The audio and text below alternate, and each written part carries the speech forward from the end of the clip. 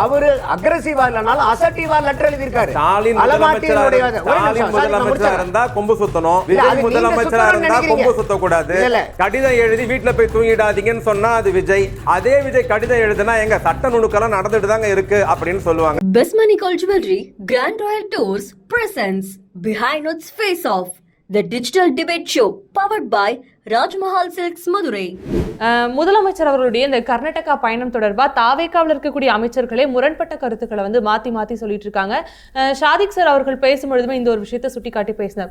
இவங்க எல்லாம் பேசுறாங்க, சரி நீர்வளத்துறை அமைச்சர் எங்க போனாரு, என்ன பண்றாரு அப்படின்னு. ஆனந்த் அவர்கள் என்னதான் செய்யறாரு? அவங்க அஃபிஷியல் இன்ஸ்ட்ரக்ஷன்ஸ் வரணும்.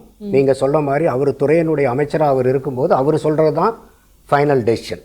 ஆனந்த் அவர்கள் என்ன சொல்றாரோ அதுதான் அபிஷியல் ஆத்தென்டிக் கம்யூனிகேஷன். வந்து இது தொடர்பா செய்தியாளர்கள் அவர்கிட்ட கேள்வி எழுப்பும்போது சட்ட வல்லுநர்களோடு ஆலோசிப்போம் அப்படின்னு சொல்லிட்டு அந்த இடத்துல இருந்து புறப்பட்டு போறாரு. இல்ல இது வந்து உங்களுக்கு வேணா இது அரசியல் புரிதல் நினைக்கலாம். இது சட்டம் பேச வேண்டிய இடமே ஒழிய சத்தம் போடுற இடம் இல்ல.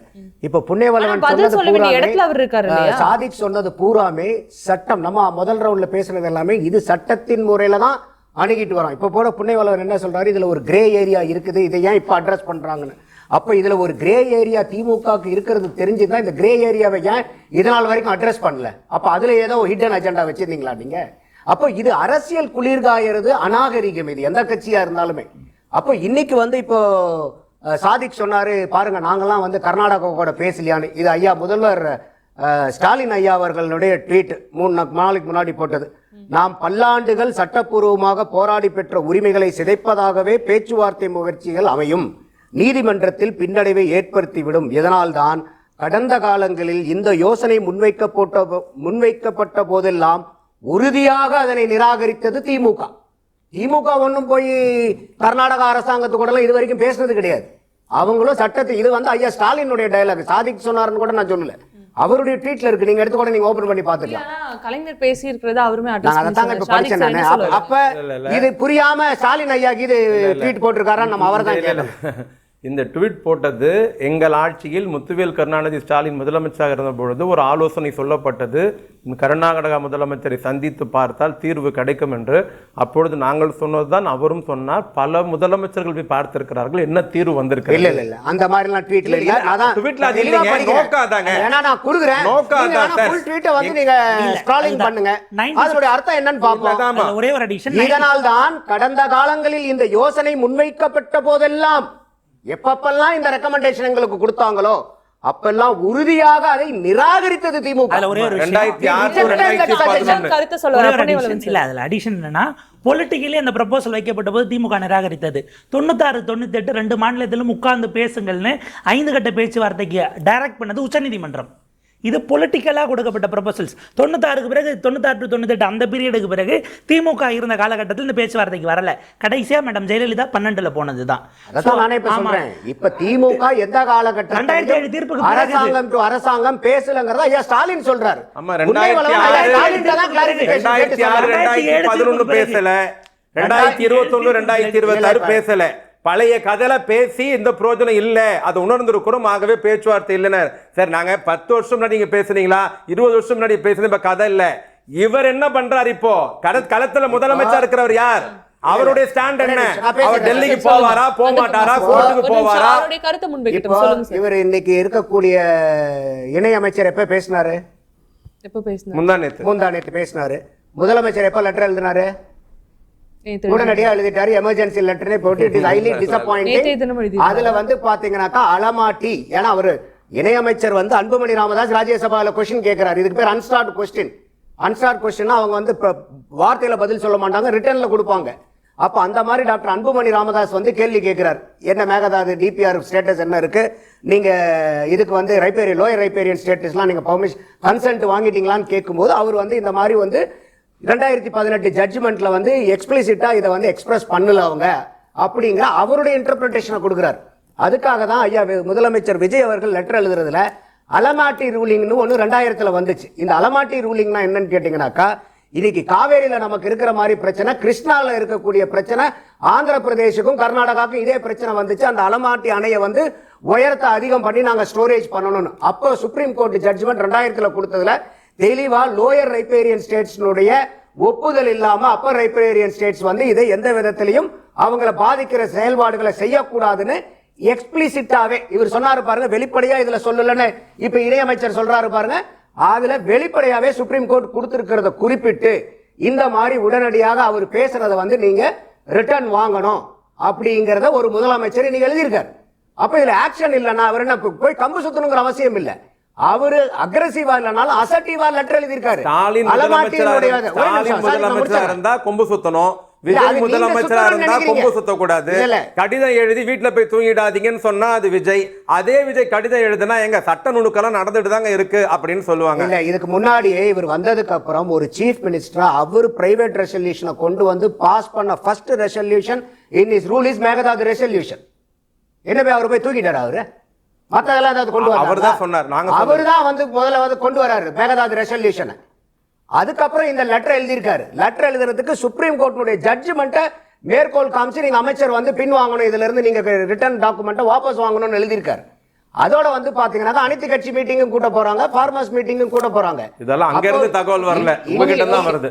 இது எல்லாம் அங்க இருந்தெல்லாம் வரல. இன்னைக்கு லீகலா என்னென்ன இருக்குது அப்படின்னு இப்போ ஒண்ணு இல்ல. காவேரி வாட்டர் ரெகுலேட்டரி ஆக்ட்ல நேத்து ஜட்ஜ்மெண்ட் 3500 கியூபிக் செக்ஸ் வந்து பாத்தீங்கன்னா அடுத்த 15 நாள் தண்ணி வெளியிடணும்.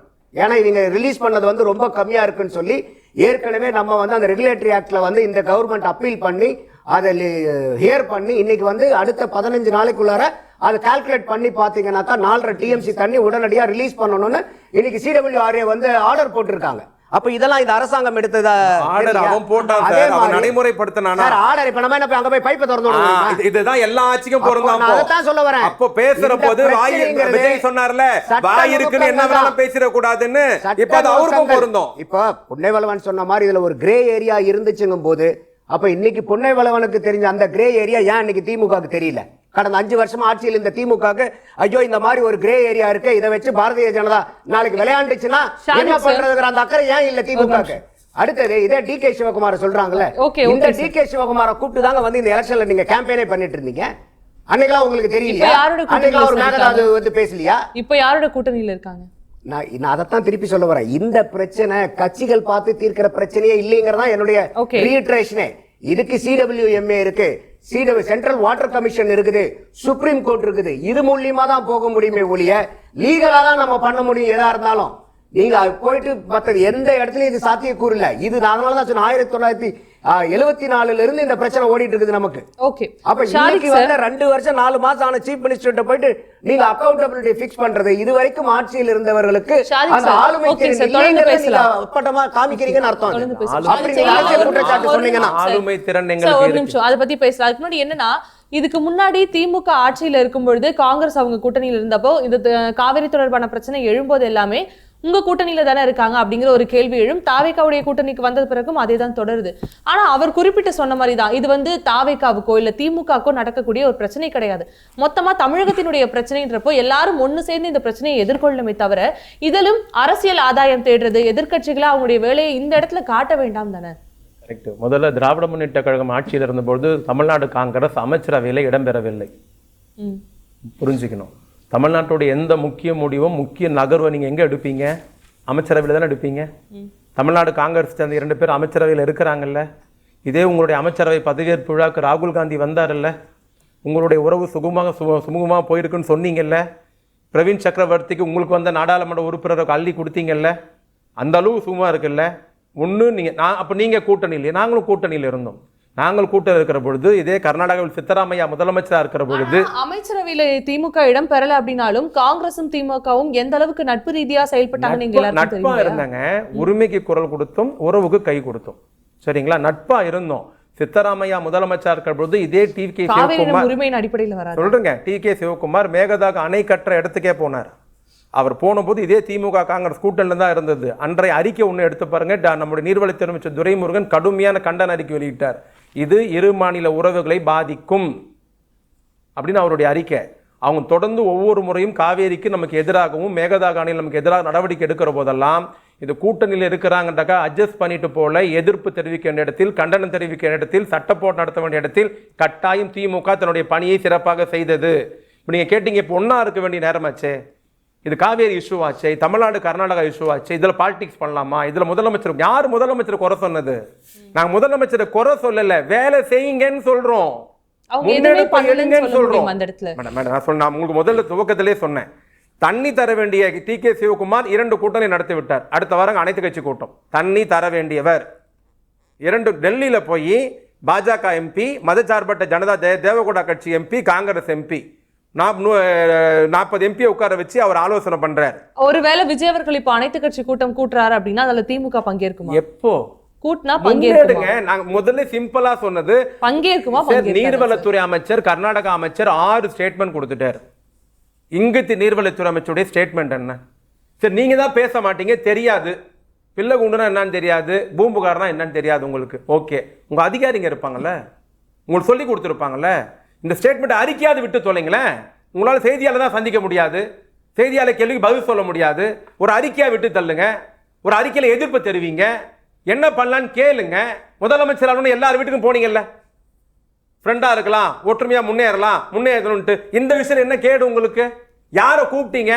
என்ன டிஸ்கஸ் நடந்திருக்கு? ஒரு சீனியர் அமைச்சர், நான் தப்பா சொல்ல, நாளைக்கு யார் வேணா அந்த இடத்துக்கு வரலாம், ஒரு சீனியர் அமைச்சர் அதிமுக இருக்கிறவரையோ, அதிமுக எடப்பாடி பழனிசாமி துறையை பார்த்தார், திமுக துரைமுருகன் பார்த்தார், உங்களுக்குள்ள எந்த கருத்து வேறுபாடும் இல்லை, தமிழ்நாட்டு நலன் மட்டும் தான் முக்கியம், காவேரி தான் முக்கியம், டெல்டா தான் முக்கியம், விவசாயிகள் தான் முக்கியம் அப்படின்னு நீங்க நினைச்சிருந்தீங்கன்னா என்ன நடந்திருக்கு? இது வரைக்கும் ஒரு கடிதம் எழுதியிருக்கிற, கடிதம் வீடியோ போட்டு காமிச்சாரு தோழர்.